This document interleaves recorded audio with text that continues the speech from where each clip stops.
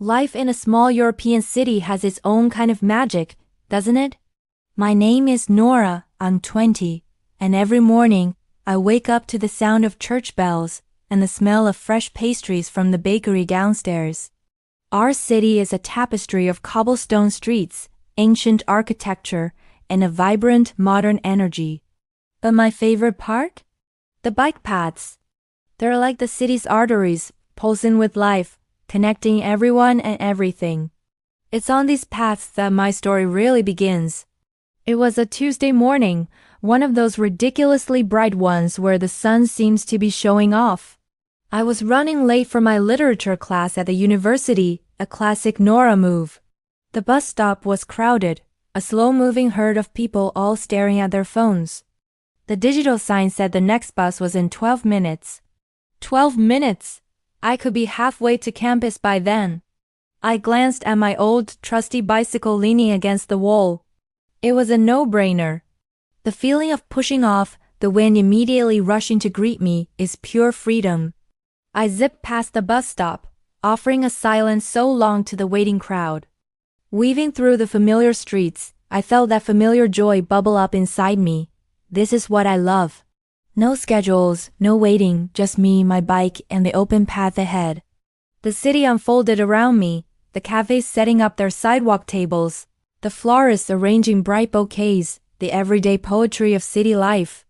I was in my own little world, completely lost in a rhythm of pedaling. And then I saw her. Just ahead, where the path curves around the old city park, was Ella. Ella, even her name sounds like a melody. She was standing by her own bike, adjusting a canvas strapped to her basket.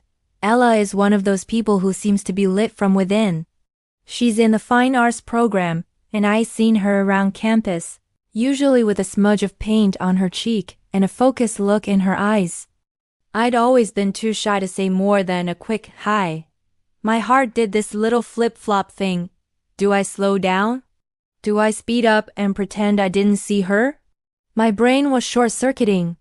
But fate, or maybe just my wobbly steering, made the decision for me.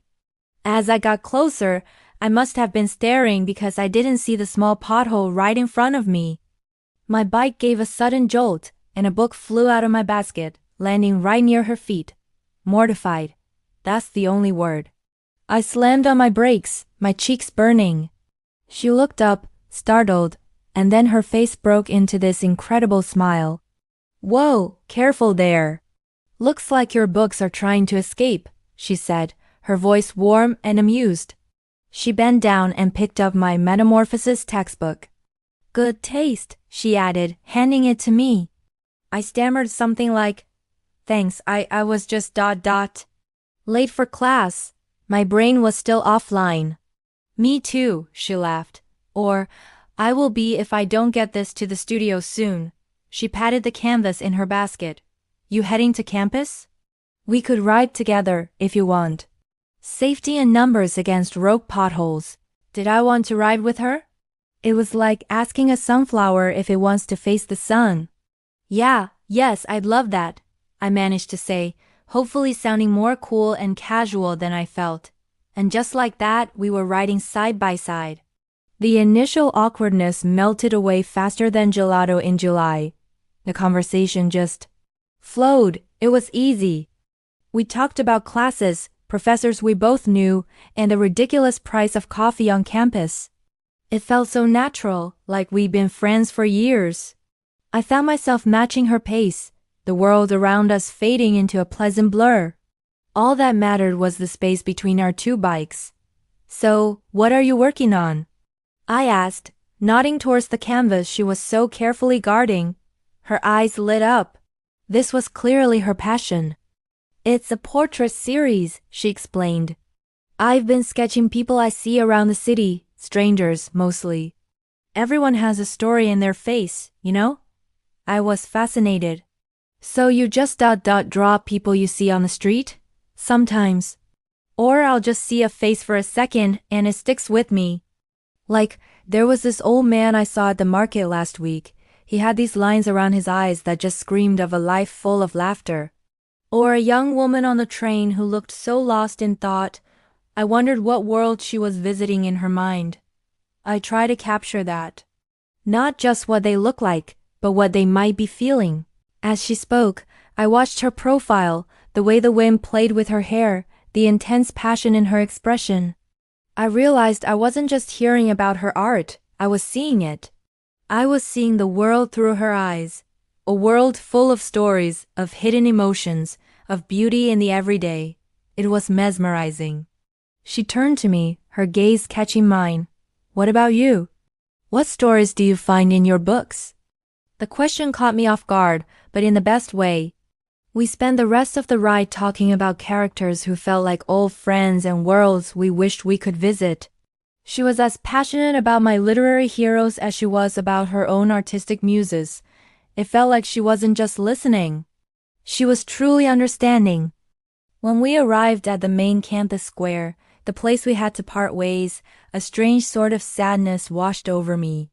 I didn't want the ride to end. Well, this is me, she said, gesturing toward the arts building. It was really nice riding with you, Nora. We should do it again sometime. Maybe without the flying books next time, she grinned, and that smile could power the whole city, I swear. Definitely, I replied, my own smile feeling huge on my face. It was the best part of my day, and I meant it. As she turned to go, she paused. Hey, Nora? Yeah? I think I just found the subject for my next painting. And with a little wink, she disappeared into the building, leaving me standing there, my heart doing more than just a flip-flop. It felt like it was soaring. I was definitely late for class, but I didn't care. Walking my bike the rest of the way, I couldn't stop replaying our conversation, her laugh, the way she looked at me. That morning, I didn't just take a shortcut to class. I felt like I stumbled onto a whole new beautiful path. And I had a feeling this one was leading somewhere truly special. Thanks so much for hanging out with me and listening to my story.